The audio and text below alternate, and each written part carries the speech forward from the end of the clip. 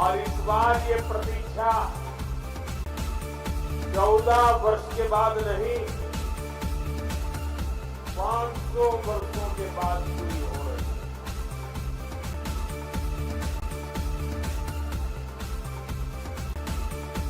साथियों, धनतेरस के दिन सौभाग्य और स्वास्थ्य का ये उत्सव सिर्फ एक संयोग नहीं है, ये भारतीय संस्कृति के जीवन दर्शन का प्रतीक है। हमारे ऋषियों ने कहा है, आरोग्यम परमम भाग्यम, यानी आरोग्य ही परम भाग्य, परम धन है। कहते ही है ये प्राचीन चिंतन आज आयुर्वेद दिवस के रूप में पूरी दुनिया में आ रहा है। हम सब के लिए खुशी की बात है, आज 150 से ज्यादा देशों में आयुर्वेद दिवस मनाया जा रहा है। ये प्रमाण है आयुर्वेद को लेकर बढ़ रहे वैश्विक आंदोलन, और ये प्रमाण है कि नया भारत अपने प्राचीन अनुभवों से विश्व को कितना कुछ दे सकता है। साथियों, पिछले 10 वर्षों में देश ने आयुर्वेद के ज्ञान को मॉडर्न मेडिसिन के साथ जोड़कर स्वास्थ्य के क्षेत्र में एक नया अध्याय जोड़ा। All India institute of Ayurveda इसका एक बड़ा केंद्र बना। 5 वर्ष पहले आज ही के दिन मुझे इस इंस्टीट्यूट के पहले देश को समर्पित करने का मौका मिला। आज भगवान धन्वंतरी की जयंती पर ही मुझे इसके सेकंड फेज के लोकार्पण का अवसर मिला। अब यहाँ पंचकर्म जैसी प्राचीन पद्धतियों का आधुनिक टेक्नोलॉजी के साथ फ्यूजन देखने को मिलेगा। आयुर्वेद और मेडिकल साइंस की फील्ड में एडवांस रिसर्च भी होगी, और मैं इसके लिए सभी देशवासियों को बधाई देता हूं। साथियों, जिस देश के नागरिक जितने स्वस्थ होंगे, उस देश की प्रगति की गति भी तेज होगी। इस सोच के साथ अपने नागरिकों के स्वास्थ्य को प्राथमिकता देते हुए केंद्र सरकार ने स्वास्थ्य नीति के 5 स्तंभ तय किए हैं। पहला, प्रिवेंटिव हेल्थ केयर, यानी बीमारी होने से पहले का बचाव। दूसरा, समय पर बीमारी की जांच। तीसरा, मुफ्त और सस्ता इलाज, सस्ती दवाएं। चौथा, छोटे शहरों में अच्छा इलाज, डॉक्टरों की कमी दूर करना। और पांचवा, स्वास्थ्य सेवा में टेक्नोलॉजी का विस्तार। भारत अब हेल्थ सेक्टर को होलिस्टिक हेल्थ केयर की नजर से देखता है। आज इस कार्यक्रम में इन 5 स्तंभों की मजबूत झलक दिखाई देती है। अभी यहां लगभग 13,000 करोड़ रुपए की परियोजनाओं का उद्घाटन और शिलान्यास हुआ है। आयुष स्वास्थ्य योजना के तहत 4 सेंटर ऑफ एक्सीलेंस, ड्रोन के जरिए स्वास्थ्य सेवाओं का विस्तार, एम्स ऋषिकेश में हेलीकॉप्टर सर्विस, एम्स दिल्ली और एम्स बिलासपुर में नया इंफ्रास्ट्रक्चर, देश के 5 अन्य एम्स में सेवाओं का विस्तार, मेडिकल कॉलेजों की शुरुआत, नर्सिंग कॉलेजों का भूमि पूजन, देश में स्वास्थ्य सेवाओं के कायाकल्प से जुड़े ऐसे अनेकों काम आज हुए हैं। मुझे खुशी है इनमें से कई अस्पताल हमारे श्रमिक भाई बहनों के इलाज के लिए बनाए गए हैं। ये अस्पताल हमारे श्रमिक वर्ग की सेवा के केंद्र बनेंगे। आज जिन फार्मा यूनिट्स का लोकार्पण हुआ है, उनसे देश में ही एडवांस मेडिसिन के साथ हाई क्वालिटी स्टेंट्स और इम्प्लांट भी बनेंगे। ये यूनिट फार्मा सेक्टर में भारत की ग्रोथ को आगे बढ़ाएगी। साथियों, हम में से अधिकतर लोग उस पृष्ठभूमि से आए हैं जहां बीमारी का मतलब होता है पूरे परिवार पर मानो बिजली गिर गई हो। गरीब के घर में कोई एक अगर गंभीर रूप से बीमार होता है तो उसका असर घर के हर सदस्य पर पड़ता है। एक समय था जब इलाज में लोगों को घर, जमीनें, गहने सब बिक जाते थे। गंभीर बीमारी के इलाज का खर्च सुनकर ही गरीब की आत्मा कांप जाती थी। बुजुर्ग मां सोचती थी कि अपना इलाज कराऊं या नाती पोते की पढ़ाई। बुजुर्ग पिता सोचता था अपना इलाज कराऊं या घर के खर्च देखूं। इसलिए गरीब परिवार के बड़े बुजुर्गों को बस एक ही रास्ता दिखाई देता। हो गया क्या? Relax guys, evolution takes time. तकलीफ सहो, दर्द बर्दाश्त करो, चुपचाप मृत्यु का इंतजार करो।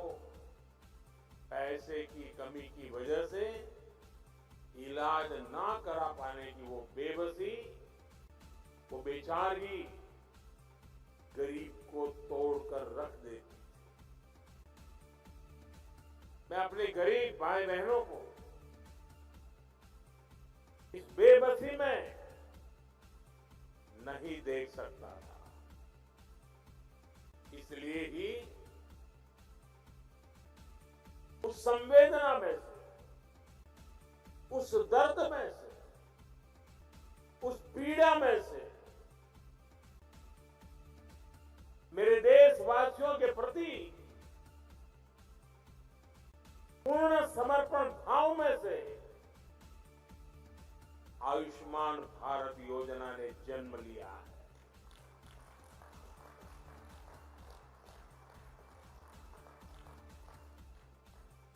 सरकार ने तय किया कि गरीब के अस्पताल में भर्ती होने का खर्च 5 लाख रुपए तक के इलाज का खर्च सरकार उठाएगी। आज मुझे संतोष है कि देश में लगभग 4 करोड़ गरीबों ने आयुष्मान योजना का लाभ उठाया है। ये 4 करोड़ गरीब अस्पताल में भर्ती हुए, इनमें से कुछ तो अलग अलग बीमारियों के लिए कई बार भर्ती। अपनी अपनी बीमारी का इलाज कराया और इन्हें एक भी रुपया खर्च नहीं करना पड़ा। अगर आयुष्मान योजना न होती तो इन गरीबों को करीब करीब 1.25 करोड़ रुपए अपनी जेब से देने होते। मैं अक्सर देश के अलग अलग राज्यों में आयुष्मान योजना के लाभार्थियों से मिलता हूं, उनसे सुख दुख की बातें सुनता हूं, उनका अनुभव सुनता हूं।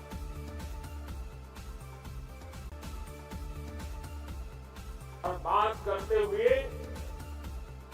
उनकी आंखों में से जो खुशी के आंसू छलकते हैं, वो आयुष्मान योजना से जुड़े हर व्यक्ति के लिए, हर डॉक्टर के लिए, हर पैरामेडिकल स्टाफ के लिए किसी आशीर्वाद से कम नहीं होते। इससे बड़ा आशीर्वाद नहीं हो सकता। आप विश्वास करिए, लोगों को ऐसे संकट से उबारने वाली योजना पहले कभी नहीं बनी। और आज मुझे इस बात का बहुत संतोष है कि आयुष्मान योजना का विस्तार हो रहा है। देश के हर बुजुर्ग की नजर इस कार्यक्रम पर है। चुनाव के समय मैंने गारंटी दी थी कि तीसरे कार्यकाल में 70 वर्ष से ऊपर के सभी बुजुर्गों को आयुष्मान योजना के दायरे में लाया जाएगा। आज धन्वंतरी जयंती पर ये गारंटी पूरी हो रही है। अब 70 वर्ष से अधिक उम्र के देश के हर बुजुर्ग को अस्पताल में मुफ्त इलाज मिलेगा। ऐसे बुजुर्गों को आयुष्मान वय वंदना कार्ड दिया जाएगा। सरकार का प्रयास है कि देश के हर बुजुर्ग जिनकी आयु 70 वर्ष के ऊपर है, उनको जल्द से जल्द आयुष्मान वय वंदना कार्ड मिले। और ये ऐसी योजना है जिसमें आय की कोई पाबंदी नहीं। गरीब हो, मध्यम वर्ग का परिवार हो, उच्च वर्ग का परिवार हो, हर कोई इसका लाभार्थी बन सकता है। जो इस योजना का लाभ लेना चाहता है, इस देश का नागरिक, वो इसका लाभ अगर 70 साल से ज्यादा उम्र है ले सकता है। हर बुजुर्ग चिंता से मुक्त हो, वो स्वस्थ जीवन जिए, स्वाभिमान के साथ जीवन जिए। ये योजना इसके लिए मील का पत्थर साबित हो।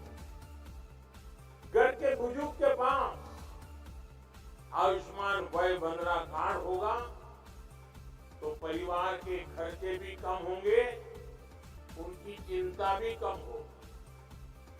मैं इस योजना के लिए सभी देशवासियों को बधाई देता हूं और 70 साल से ऊपर के सभी बुजुर्गों को मैं भी यहां से प्रणाम करते हुए वय वंदना करता हूं। लेकिन साथ साथ मैं दिल्ली के 70 साल के ऊपर के जितने बुजुर्ग हैं और पश्चिम बंगाल के 70 साल के ऊपर के जितने बुजुर्ग हैं, उनसे क्षमा मांगता हूं कि मैं आपकी सेवा नहीं कर पाऊंगा। मैं उनसे क्षमा मांगता हूं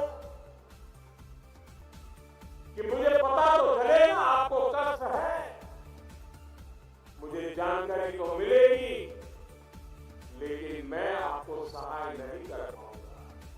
और कारण दिल्ली में जो सरकार है और पश्चिम बंगाल में जो सरकार है, वो इस आयुष्मान योजना से जुड़ नहीं रही है। अपने राजनीतिक स्वार्थ के लिए अपने ही राज्य के बीमार लोगों के साथ जुल्म करने की वृत्ति, ये प्रवृत्ति मानवता की दृष्टि से किसी भी तराजू पर खरी नहीं उतरती। और इसलिए मैं पश्चिम बंगाल के बुजुर्गों की माफी मांगता हूं, मैं दिल्ली के बुजुर्गों की माफी मांगता हूं।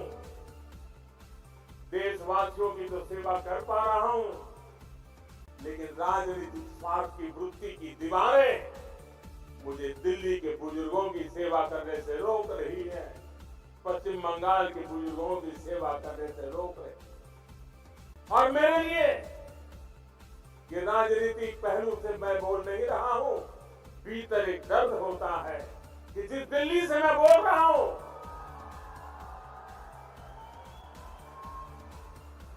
दिल्ली के भी बुजुर्ग मेरी बात सुनते होंगे।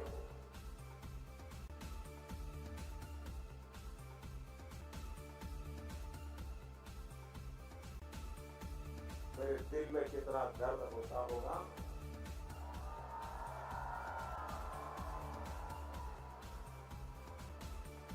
मैं शब्दों में बयान नहीं कर पाऊंगा।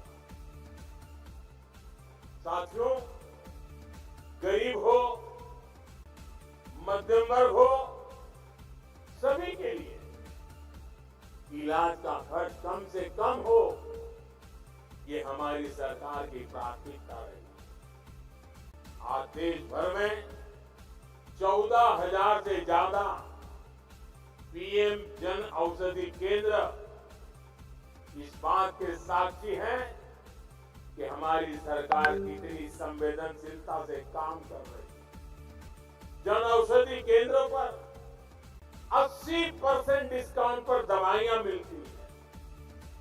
अगर ये जन औषधि केंद्र ना होते तो गरीबों को, मध्यम वर्ग को अब तक जो दवाइयां बिकी है उसके हिसाब से मैं कह सकता हूं कि 30,000 करोड़ रुपया उनका दवाइयों के लिए ज्यादा खर्च हुआ होता, उनके 30,000 करोड़ रुपए बचे, क्योंकि जन औषधि केंद्र से दवाई मिली, 80% डिस्काउंट पे मिली। आप जानते हैं, हमने स्टेंट और नी इम्प्लांट में जैसे उपकरणों को सस्ता किया है। अगर ये निर्णय भी ना लिया होता तो सामान्य मानवी पर, जिन्होंने ये ऑपरेशन करवाए हैं, उनको 80,000 करोड़ रुपए ज्यादा खर्च करना पड़ता। ये हमारे प्रयासों का परिणाम है कि उनके 80,000 करोड़ रुपए बचे हैं। मुफ्त डायलिसिस की योजना से भी लाखों मरीजों का हजारों करोड़ रुपए का खर्च बचा है। हमारी सरकार जानलेवा बीमारियों से रोकथाम के लिए मिशन इंद्रधनुष अभियान चला रही है। इससे न सिर्फ गर्भवती महिलाओं की जिंदगी बच रही है, नवजात शिशुओं का जीवन बच रहा है, बल्कि वो गंभीर बीमारियों की चपेट में आने से भी बच रहे हैं। ये अपने देश के गरीब और मध्यम वर्ग को महंगे इलाज के बोझ से बाहर निकाल कर ही रहूंगा, और देश आज इसी दिशा में आगे बढ़ रहा है। साथियों, आप जानते हैं,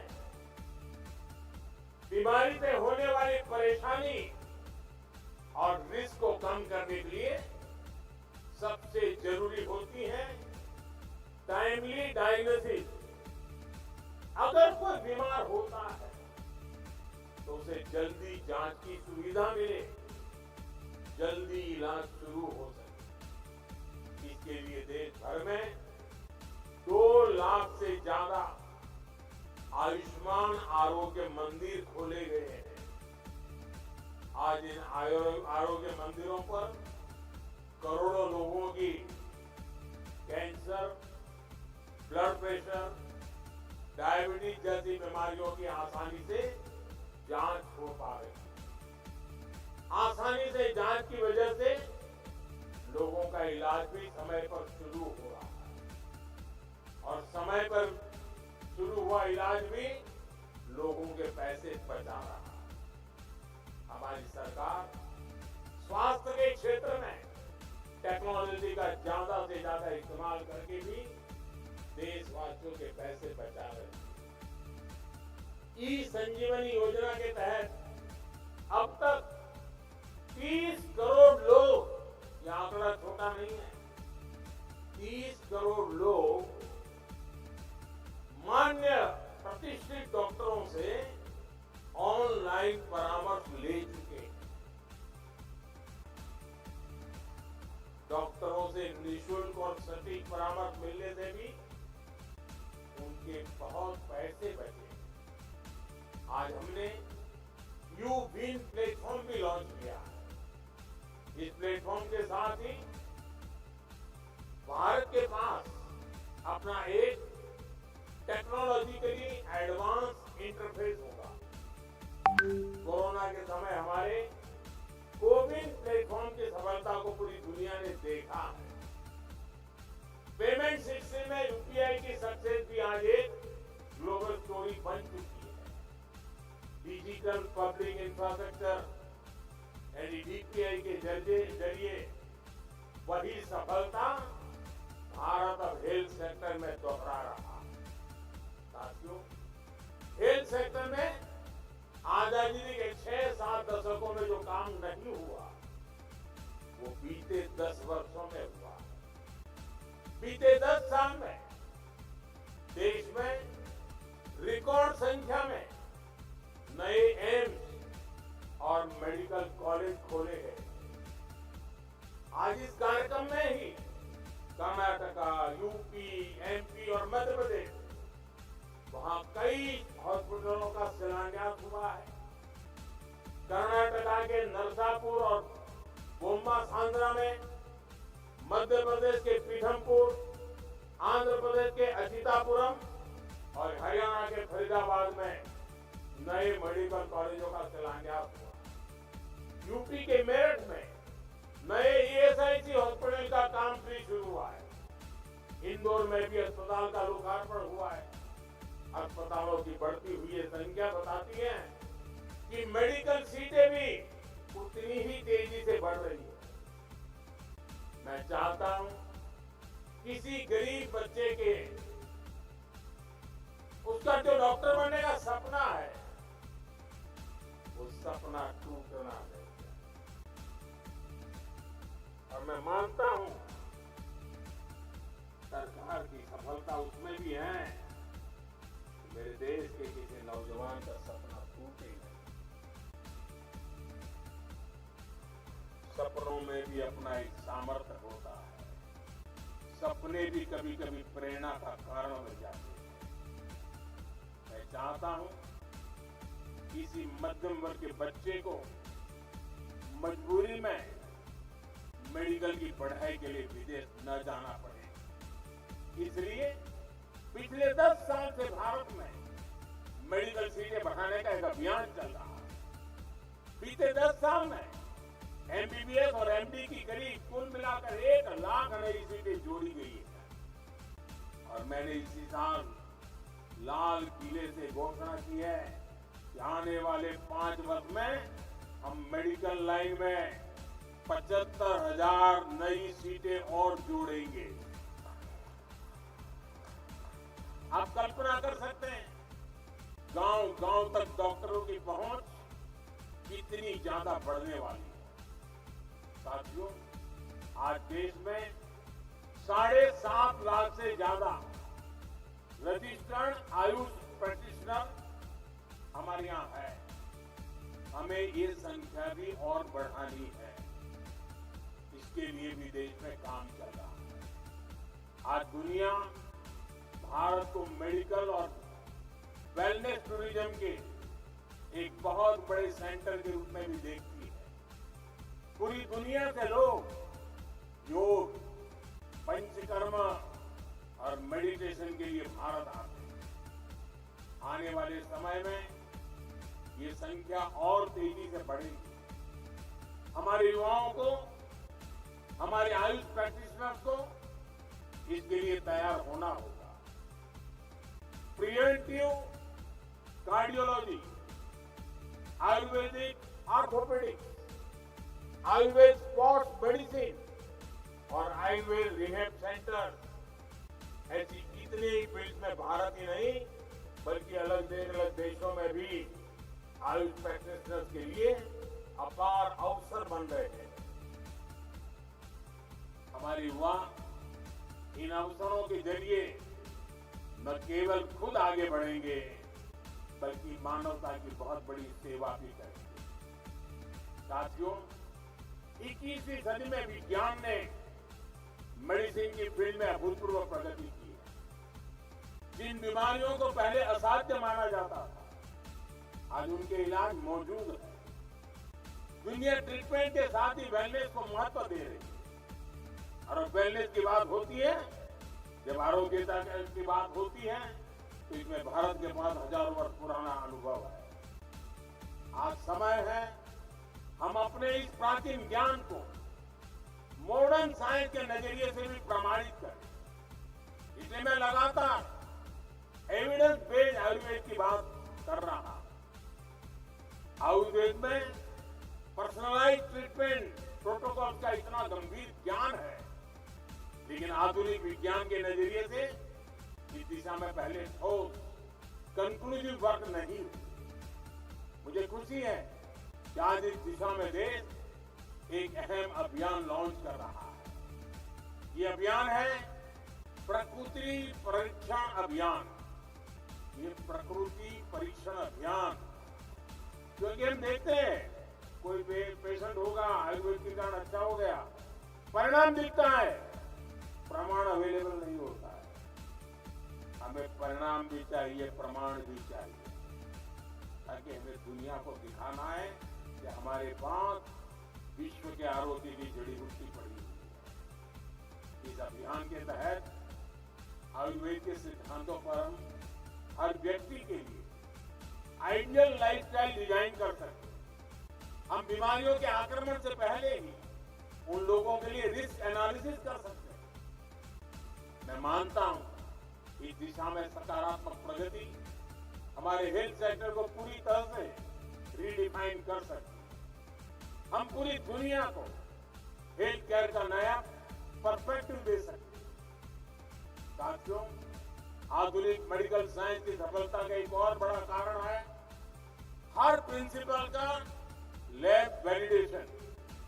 हमारे ट्रेडिशनल हेल्थ केयर सिस्टम को भी इस कसौटी पर खरा उतरना है।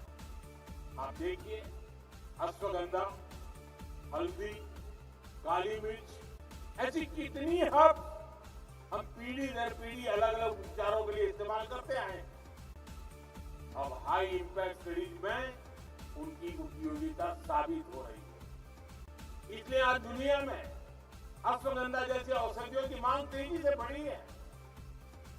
इस दशक के अंत तक अश्वगंधा एक्सट्रैक्ट की मार्केट करीब $2.5 बिलियन तक पहुंचने का अनुमान है।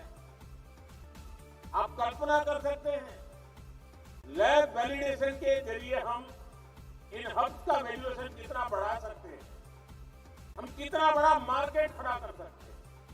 इसलिए साथियों, आयुष की सफलता का प्रभाव केवल हेल्थ सेक्टर तक सीमित नहीं है, इसे एक और भारत में नए अवसर बन रहे हैं। दूसरी ओर ग्लोबल वेलबीइंग के प्रयासों को भी बल मिल रहा है।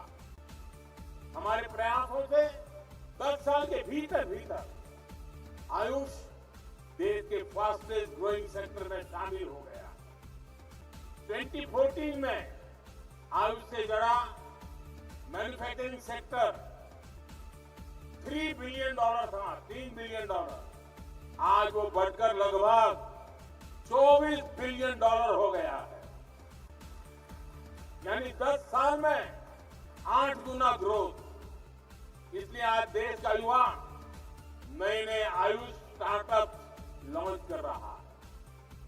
ट्रेडिशनल प्रोडक्ट्स, टेक्नोलॉजी ड्रिवन नए प्रोडक्ट्स, नई सर्विसेज, इन सबसे जुड़े 900 से ज्यादा आयुष स्टार्टअप आज देश में काम कर रहे हैं। आज भारत अब 150 देशों में कई बिलियन डॉलर के आयुष प्रोडक्ट एक्सपोर्ट कर रहा है। इसका सीधा लाभ हमारे किसानों को हो रहा है, जो हब और सुपर फूड्स पहले स्थानीय बाजार तक सीमित रहते थे, अब वो ग्लोबल मार्केट में पहुंच रहे हैं। साथियों, इस बदलते परिदृश्य का ज्यादा से ज्यादा फायदा किसानों को मिले, इसके लिए सरकार हब के उत्पादन को बढ़ावा भी दे रही है। नमामि गंगे परियोजना के तहत गंगा के किनारे नेचुरल फार्मिंग और जड़ी बूटियों के उत्पादन को बढ़ावा दिया जा रहा है।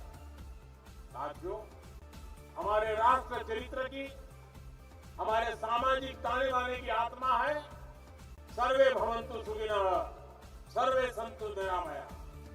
सब सुखी हो, सब निरामय हो। बीते 10 वर्ष में हमने सबका साथ सबका विकास के मंत्र पर चलकर इस भावना को देश की नीतियों से जोड़ा है। आने वाले 25 वर्षों में स्वास्थ्य क्षेत्र में हमारे प्रयास विकसित भारत का मजबूत आधार बनेंगे।